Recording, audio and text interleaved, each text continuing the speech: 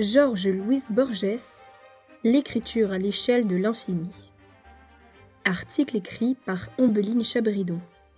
Le recueil de nouvelles de l'écrivain Jorge Luis Borges, intitulé L'Aleph, se présente comme une exploration poétique et vertigineuse de l'espace littéraire.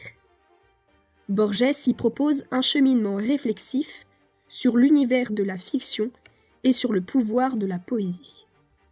L'Argentin Jorge Luis Borges, 1899-1986, est un écrivain méconnu en France, malgré la traduction de certaines de ses nouvelles dès 1953 par le futur académicien Roger Caillois. Le recueil L'Aleph, tel qu'il existe aujourd'hui, est édité dans une collection L'Imaginaire de Gallimard en 1967 et regroupe 17 nouvelles de l'écrivain argentin. Borges, à l'intérieur de ses nouvelles, se montre fasciné, obsédé même par la question de l'infini. Celle-ci revient sans cesse et rejoint les grands enjeux de la littérature et les éternelles questions qui la parcourent sur la représentation et la mimésis, son rapport au réel ainsi que l'univers qu'elle crée. Cette faculté de la littérature à redoubler la réalité dans un univers fictionnel était soulignée en Des mots simples par Sylvain Tesson dans une émission de la Grande Librairie à l'été 2021. Interrogé sur son « Un été avec Rimbaud », l'écrivain s'exclame plein d'enthousiasme. Les mots peuvent recréer et recomposer le monde. Avec 26 lettres, on peut tout à coup dire le monde. Le titre d'Aleph, donné au recueil dans l'édition de 1967, est aussi celui de la dernière nouvelle du recueil. L'Aleph est tout d'abord le nom de la première lettre de l'alphabet hébraïque, au-delà de ce premier aspect liminaire, c'est-à-dire d'ouverture. Le mot possède aussi une dimension symbolique. Comme signe mathématique, il représente la puissance de l'ensemble des entiers naturels et, ainsi, il symbolise l'univers. L'univers est ici à entendre au sens le plus générique du terme.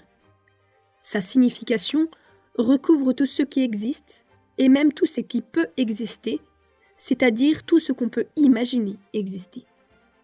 À ce titre, l'univers fictionnel en littérature est un champ d'exploration infini et fabuleux. Et pourtant, le langage reste un matériau limité. On ne peut pas non plus tout dire. C'est toujours la limite à laquelle les écrivains et Borges lui-même se heurtent quand il s'agit d'écrire. Le problème central reste insoluble, l'énumération même partielle d'un ensemble infini. Dans la dernière nouvelle éponyme de l'Aleph, Borges met en scène un personnage qui se confronte à cette problématique de l'épuisement du réel.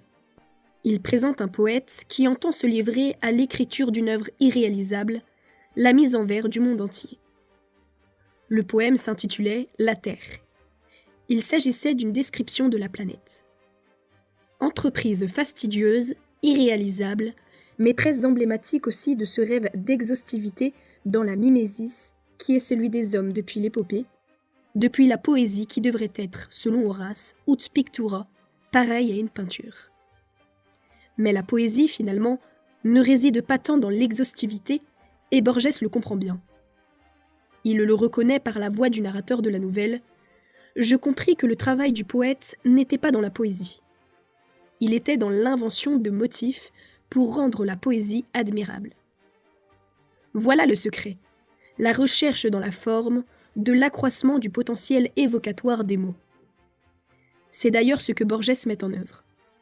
Cette tension entre finitude des mots et infini du monde, il tente, sinon de la résoudre, au moins de l'éclairer dans le style de ses nouvelles. Pour illustrer cette problématique qui l'obsède, il a recours, dans son écriture même, à différents procédés quasi illusionnistes. Cette mise en abîme, les jeux de miroir ainsi que la présence de nombreux labyrinthes reflètent cette quête de l'expression de l'infinie complexité du monde. Cette complexité est ce dont veut témoigner l'écrivain, et ce à quoi il participe aussi, en la redoublant par son écriture. Face à la faillite de la description, le rêve de l'évocation. En fin de compte, la résolution à cette antique tension reste peut-être l'évocation. Évoquer, ce n'est pas dire, c'est faire dire. Ce rêve ultime de l'évocation sans limite, de l'écriture absolue, Borges le manifeste en particulier dans sa nouvelle qui s'intitule « L'écriture du Dieu ». Il met en scène un prisonnier très symbolique qui réfléchit à la forme que pourrait prendre la parole d'une divinité. Et pour lui, l'écriture d'un Dieu, c'est l'évocation immédiate et totale, c'est la représentation instantanée, c'est le tout d'un seul coup. Ce pouvoir d'évocation, d'ailleurs, est aussi l'apanage de l'homme et peut-être l'apanage de sa dimension spirituelle. Je réfléchis que, même dans les langages humains, il n'y a pas de proposition qui ne suppose pas l'univers entier. Dire le tigre, c'est dire les tigres qui l'engendrèrent, les cerfs et les tortues qu'il dévora, l'herbe dont se nourrissent les cerfs, la terre qui fut la mère de l'herbe, le ciel qui donne le jour à la terre. C'est là le point crucial. L'univers est nécessairement la somme de toutes ces réalités que les mots désignent, mais l'esprit de l'homme est discursif et par là limité. Borges continue. Les pauvres mots ambitieux des hommes, tout, monde, univers, sont des ombres, des simulacres de ce vocable qui équivaut à un langage et à tout ce qui peut contenir un langage. Simulacre, ombre, expression de l'inanité du langage humain et du discours littéraire qui recrée un monde fictif, qui disent le monde sans le comprendre réellement, qui évoque plus qu'il ne représente. L'œuvre de Borges, finalement, est la mise en lumière de la dualité fondatrice de la littérature.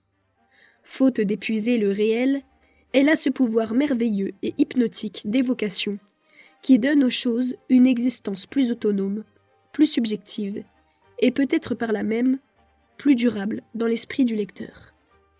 On pourrait conclure en avance que ce pouvoir d'évocation, en fin de compte, est bien ce qui donne aux mots leur universalité.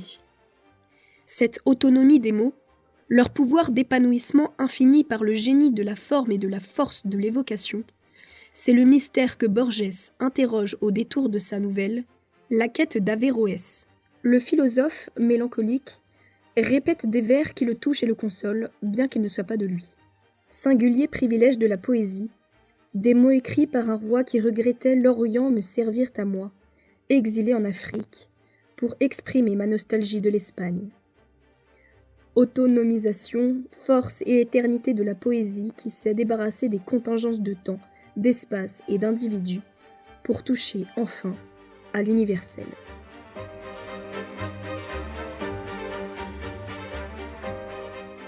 Retrouvez tous nos numéros sur lafuguejournal.com. Pour ne rater aucun article, pensez à vous abonner à notre newsletter et sur les réseaux sociaux, ainsi que sur votre plateforme d'écoute favorite.